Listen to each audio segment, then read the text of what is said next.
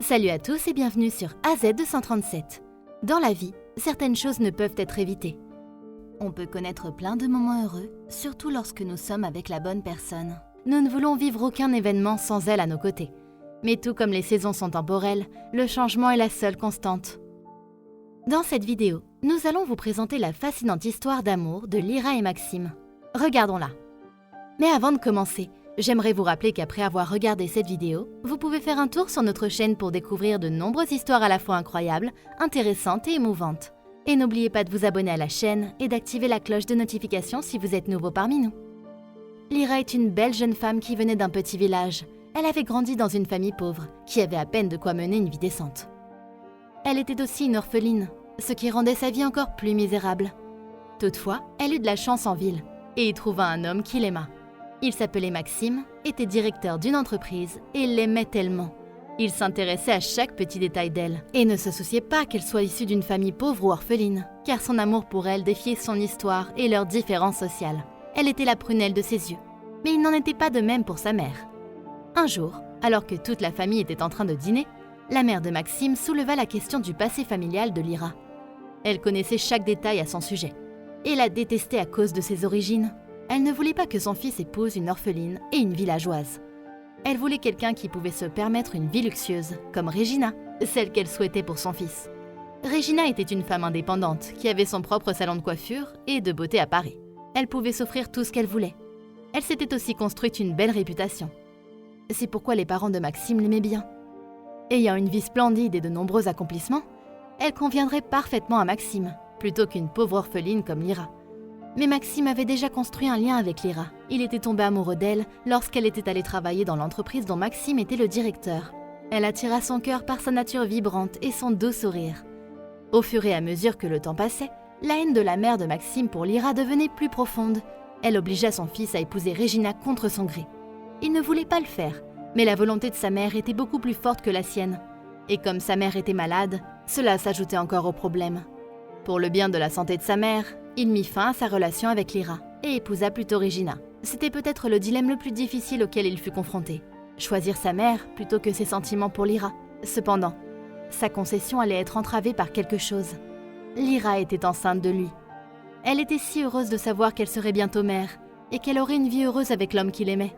Heureuse, elle attendait impatiemment la fin de la journée, car le lendemain serait un jour important pour tous les deux. Mais elle ne put attendre plus longtemps. Elle appela d'abord son amie proche, Martine, pour tout lui dire. Elles eurent d'abord une conversation agréable, mais elle remarqua l'air gêné et mal à l'aise de son amie. Martine lui révéla alors que son homme la trompait. Elle lui parla de ce qu'elle avait vu en se rendant chez elle ce même jour. Il s'agissait de Maxime, accompagné d'une jeune femme blonde entrant dans un hôtel luxueux. Le ciel était limpide et Martine connaissait bien le visage de Maxime. Elle était sûre d'avoir vu le petit ami de son ami. En entendant cela, Lyra, le cœur brisé, versa des larmes d'agonie. Elle ne s'attendait pas à ce que la personne qu'elle aimait le plus la trompe. C'était douloureux, surtout qu'elle portait leur bébé. Pour en avoir le cœur net, elle lui demanda où se trouvait l'hôtel et se dirigea immédiatement vers un taxi. Lorsqu'elle arriva à l'hôtel, elle demanda hystériquement à la réceptionniste qu'elle cherchait ses deux amis, mais l'employé refusa de la laisser entrer.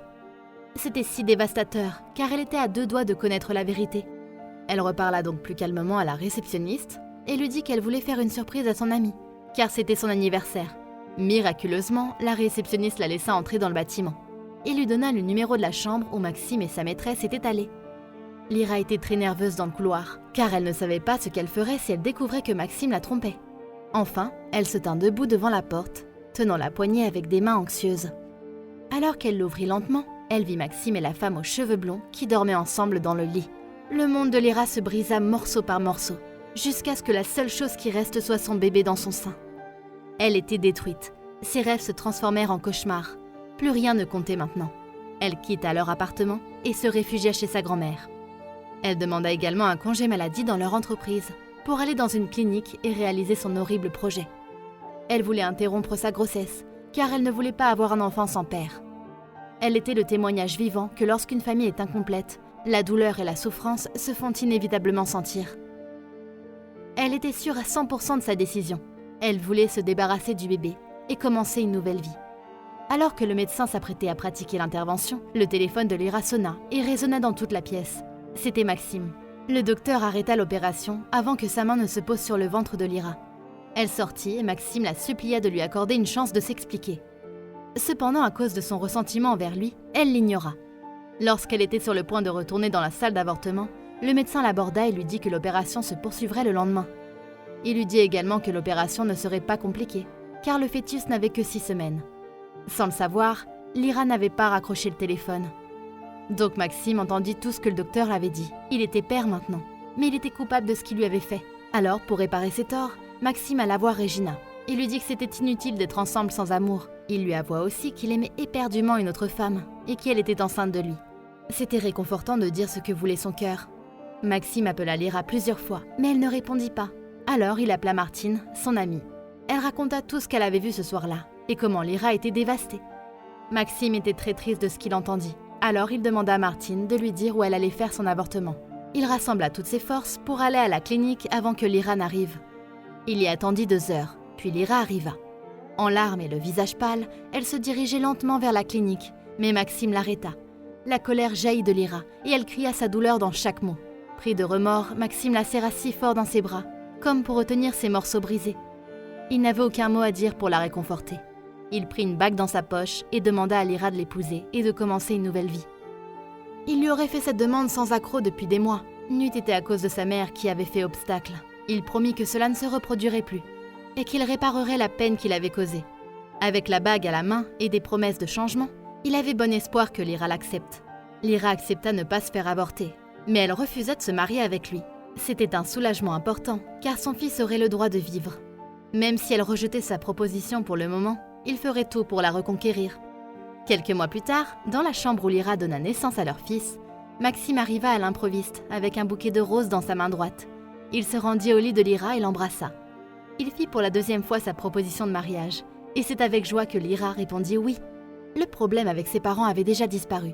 La mère de Maxime accepta Lyra parce qu'ils avaient déjà un fils, et enfin, elle avait son petit-fils. À leur retour à la maison, ils eurent une fête pour toutes les bénédictions qu'ils avaient reçues.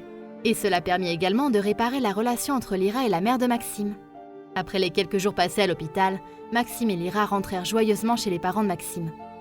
Nous pouvons voir dans cette histoire que quelles que soient les circonstances, même si elles causent beaucoup de douleurs, de problèmes et de pertes, à la fin, l'amour prévaudra toujours.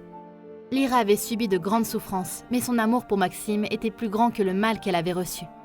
De même que Maxime, qui avait vaincu sa peur pour sa femme et son fils. L'amour est en effet une source de force mystérieuse. Quelle est votre opinion au sujet de cette histoire? Dites-le nous dans les commentaires. Si vous avez aimé cette vidéo, alors cliquez sur le bouton j'aime et partagez-la autour de vous. À très bientôt sur AZ237.